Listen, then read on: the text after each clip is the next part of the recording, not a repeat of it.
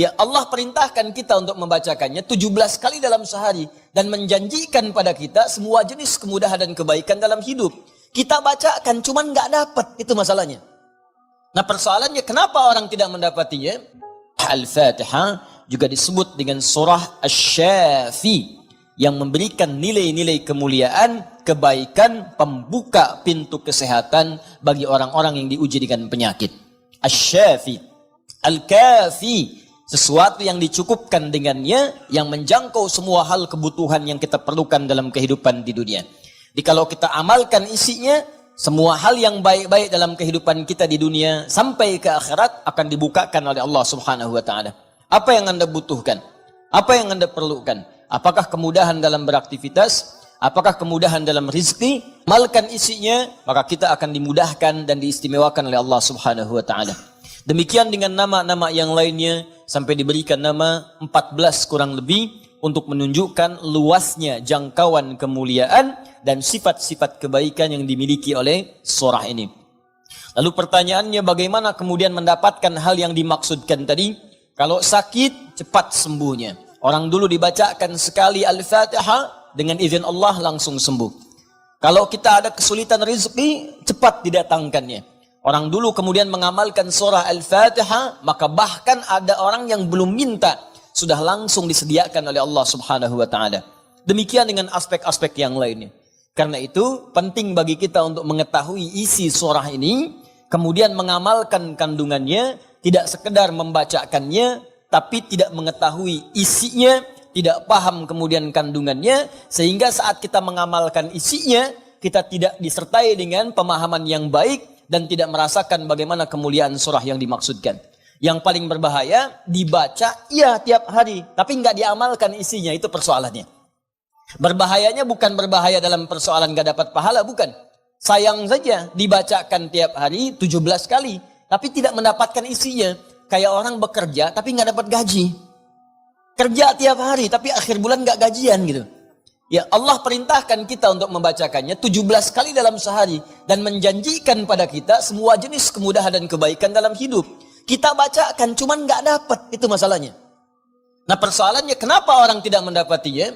Boleh jadi bukan karena tidak membacanya, tapi cara membacanya itulah yang tidak sesuai dengan yang diinginkan oleh Al-Quran dan isi surah itu sendiri. Karena itu coba kita gali bagaimana kemudian surah ini diurutkan ayat-ayatnya dan dijelaskan oleh Allah dengan untayan firman-Nya yang sangat luar biasa. Baik, di pertemuan yang lalu kita telah mulai dengan ayat yang pertama. Begini cara memahaminya. Al-Fatihah. Kalau kita ingin memulai bacaan Al-Quran, maka mulai dengan surah ini. Itu yang khusus. Al-Fatihah. Jika kita ingin mendapatkan semua jenis kebaikan dalam hidup dunia akhirat, maka mulai pahami ayat-ayat berikut ini. Cara memahaminya, satu, Bismillahirrahmanirrahim. Baik, Bismillahirrahmanirrahim. Amalkan bagian ayat yang pertama yang memiliki 5 makna dalam kalimat atau ayat yang telah disebutkan tadi. Huruf ba, kedua ismun, ketiga Allah, keempat ar-Rahman, kelima ar-Rahim. Ba yang memiliki 14 makna. Di antaranya di ayat ini ada makna yang terkait dengan ghayah, tujuan. Ada ilsaq, sesuatu yang lekat sekali, dekat, tak terpisahkan. Kemudian musahabah, yang mengawasi kemanapun kita beraktivitas. Kemudian ada istighraq, sesuatu yang luas, menyeluruh, ya, tanpa kecuali. Lalu kita mengatakan bismillah, baknya kita sebutkan, ini artinya jadikan semua aktivitas kita tanpa kecuali, istighraq. Dari bangun tidur sampai tidur lagi, lakukan ghayah semua lillah karena Allah Subhanahu wa taala. Jadi kalau ingin dibukakan pintu kebaikan oleh Allah, Al-Fatihah, ingin semua dibuka baik, seluruh aktivitas kita, maka niatkan semua yang baik-baik karena Allah. Itu kunci pertamanya. Bangun tidur, niatkan karena Allah. Di begitu Anda bangun, niatkan semua aktivitas karena Allah Subhanahu wa taala. Karena itu saat kita bangun tidur, semua ditujukan karena Allah. Alhamdulillahilladzi ahyana ba'dama amatana wa ilaihin nusyur. Jadi kalimat pertama dengan akhir itu karena Allah. Alhamdulillah, terima kasih ya Allah, saya diberikan kesempatan hidup lagi saat ini. Padahal engkau bisa wafatkan aku dalam tidur tadi. Dengan izinmu, ya sesuai dengan ajal darimu, aku diberikan semua kesempatan untuk hidup lagi. Alhamdulillah, semua pujian aku berikan kepadamu. Lillah. Di ujungnya, wa ilaihin nusyur. Maka sekarang aku akan beraktivitas mencari bekal sebagai persiapan pulang kepadamu. Wa ilaihi, untuk Allah subhanahu wa ta'ala. Makanya kalau Anda mengucapkan doa ini saat bangun tidur, kita sudah berjanji. Semua aktivitas di hari itu kita akan tujukan karena Allah saja. Mencari bekal, bukan karena yang lain. Jadi kalau Anda ucapkan doa tadi, berarti nanti makannya karena Allah, minumnya karena Allah, bekerjanya karena Allah, salatnya karena Allah, infaknya karena Allah, merawat anak karena Allah, semua karena Allah. Ghaya. Awas, hati-hati ya, hati-hati.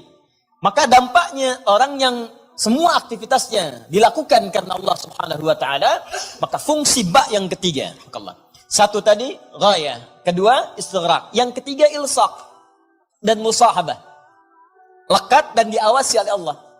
Kalau dulu kita contohkan orang yang meniatkan semua aktivitas karena Allah, maka yang kedua rumusnya, rasakan seakan-akan aktivitas itu diawasi oleh Allah subhanahu wa ta'ala dengan pengawasan yang lekat seperti lem yang menempel, yang menyatukan dua sisi. Ya, mau minum, rasakan diawasi oleh Allah. Bismillah, minum, lakukan karena Allah. Maka mohon maaf, ketika minum Anda dikerjakan karena Allah dan merasa diawasi oleh Allah, ini kuncinya. Awas, ini kuncinya. Karena ada orang yang melakukan sesuatu karena Allah, tapi nggak merasa dilihat. Nggak merasa diawasi. Ini saya tanya pada Anda, maaf ya, tadi saat sholat itu, sholatnya karena Allah bukan? Jawab aja, karena Allah bukan? Nah, karena Allah. Baik, kalau sesuatu dikerjakan karena Allah, maka rumus keduanya, rasakan Allah mengawasi kita. Pertanyaan saya yang kedua, saat Anda sholat tadi, saya sholat, kita sholat, merasa nggak diawasi Allah? Merasa nggak dilihat Allah? Karena beda antara orang yang merasa diawasi dengan yang hanya mengerjakan saja, itu lain. Akan beda, silahkan Anda bekerja, merasa diawasi, Anda akan serius dalam pekerjaan Anda.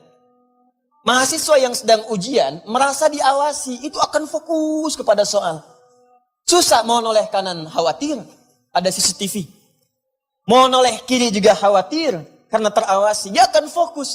Makanya orang sholat itu kalau benar-benar sholatnya merasa diawasi, dia fokus, gak akan nengok kanan kiri. Gak ada istilahnya ketika takbir, Allahu Akbar. Tangannya gak sedekap nih. Tahiyatnya kok gerak-gerak ya.